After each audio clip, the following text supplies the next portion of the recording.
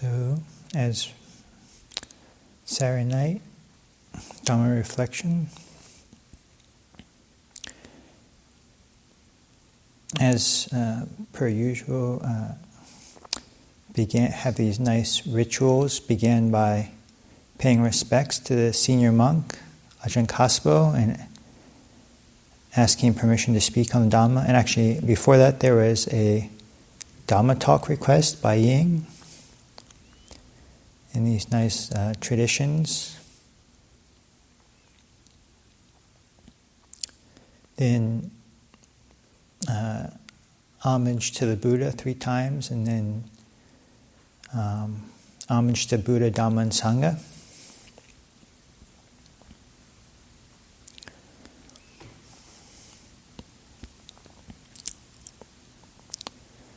It's been my great good fortune to hear, receive many teachings directly and indirectly over the years.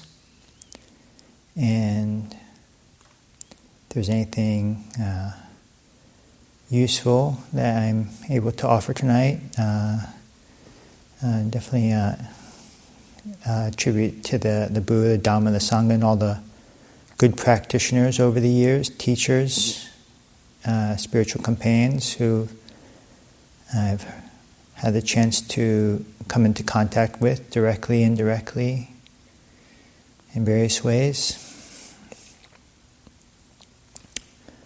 Plan to not go on for too long tonight.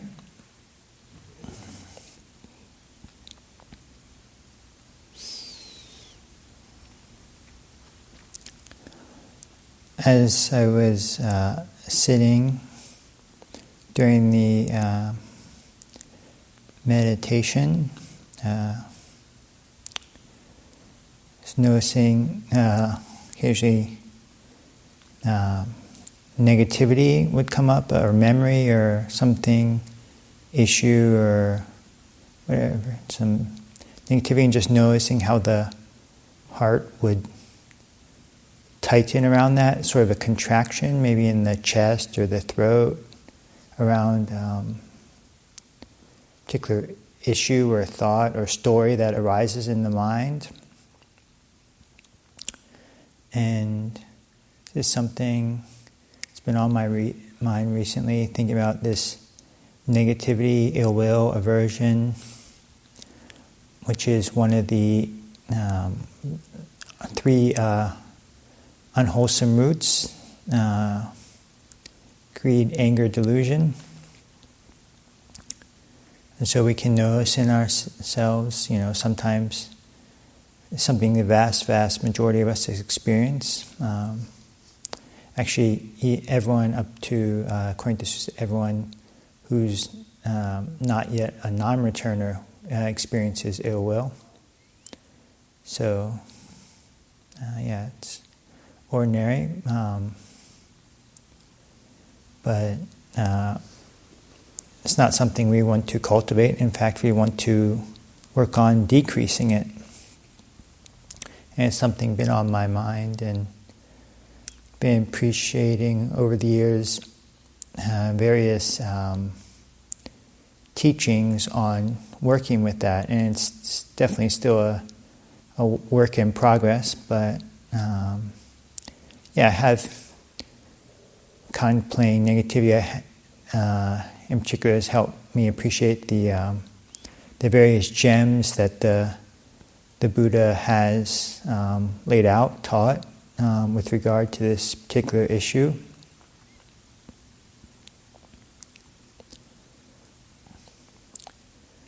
One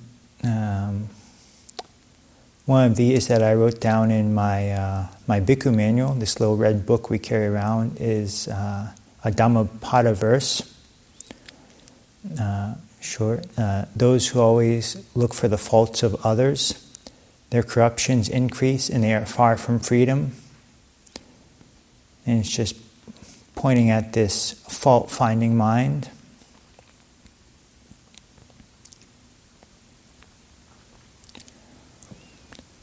Perhaps we can get sort of a gratification from finding fault with others, but it's perhaps like eating poisoned food. This fault-finding mind is not for our long-term welfare and happiness. I remember Ajahn Amro giving a nice morning reflection about contemplating this. And he said, if you live in a monastery long enough, we have these morning pujas and you're supposed to go, but sooner or later, one day, for whatever reason, one will oversleep. And so occasionally you see, Venerable so-and-so, they're supposed to be here, but they're not here. And he reflected, well, if we, go towards the fault-finding mind, and this is just one example of, they're lazy or whatever, so irresponsible, etc.,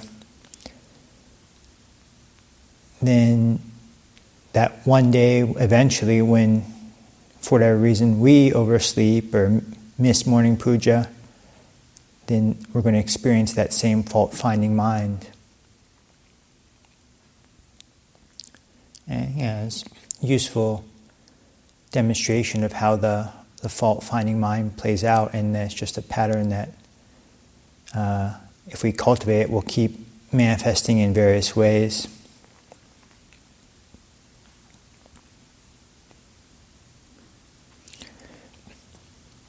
I appreciate the way the Buddha encourages us when he's trying to point out, steer us away from behavior. He uses various techniques, and one of the techniques is he'll point out the dangers or drawbacks. And so with anger, there's an interesting sutta where Anguttara Nikaya, Book of the Sevens, where he says that there are 7 things that an enemy would wish for one, that when you sort of angry or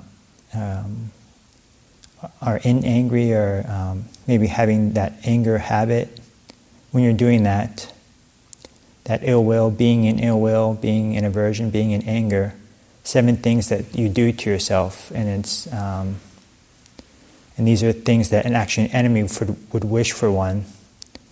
And so it's like you make yourself ugly, you don't sleep well, and I think maybe there's a list given to lay people because you don't profit, you don't have wealth, you don't have reputation, you don't have friends. And then the last one is you're reborn in a bad destination.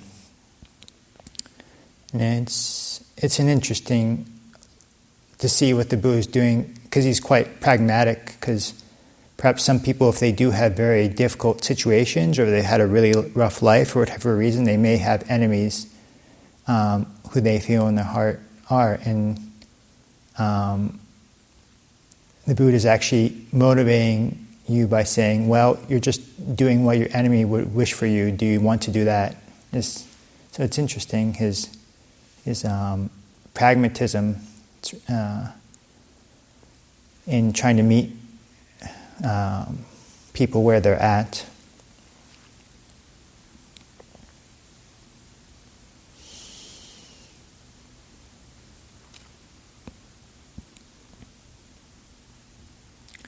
And so on the positive side, the traditional antidote to anger is cultivating goodwill. And perhaps the good news in working with anger is, even though in some ways it can be gratifying, we can also notice how painful it is. And also we can just think, do we like to be around people who are angry? Or do we like to be around people filled with loving kindness? And just how nice it is to be around people filled with loving kindness, the brightness.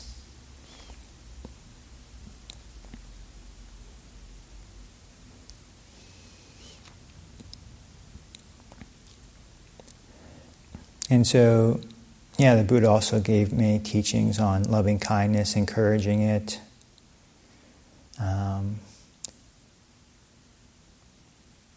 he, and just as he gives a list for disadvantage of angers, he also talks about the benefits of loving kindness. For example, one sleeps well, one gets up well, one doesn't have nightmares, and all sorts of various benefits, such as one's facial complexion is serene, one attains concentration easily, one dies unconfused.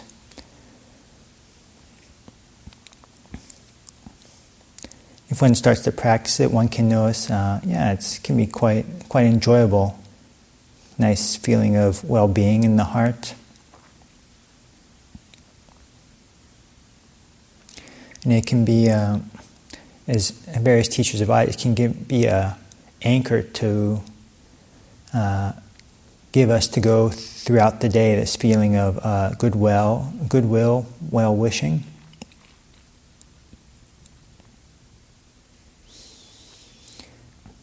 In our chanting book, we have various metta chants that we do, abiding in the Buddha's words on loving kindness, or reflection on universal well-being, or loving kindness, or the four Brahma Viharas chant. And it can be good to memorize these and try to incorporate them into our, so we have a repertoire to keep the mind interested, the heart engaged. You can find maybe there's a part of the day where it works for us to just get in the habit of doing that, doing the chant.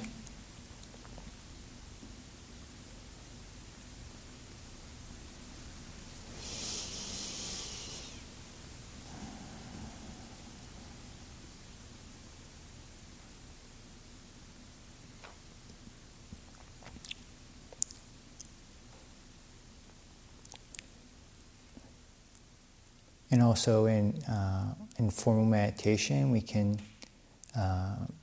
just cultivate loving kindness. It's a very useful practice. And there are many different ways to go about it, to keep the mind interested, to keep the heart interested. As Lung Pa points out, it's what you're trying to do is to bring up this feeling of loving kindness.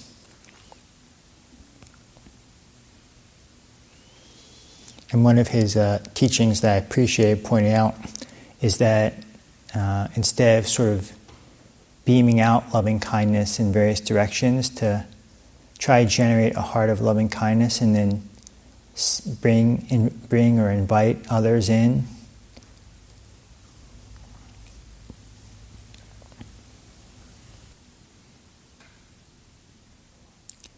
And so, maybe just keep it as a relatively short reflection for the evening, but just encourage us to notice ill will when it arises, and remember that's not something we want to cultivate, and to cultivate can perhaps consider cultivating the antidote, loving kindness, and using this as perhaps use it as an anchor to go through our lives,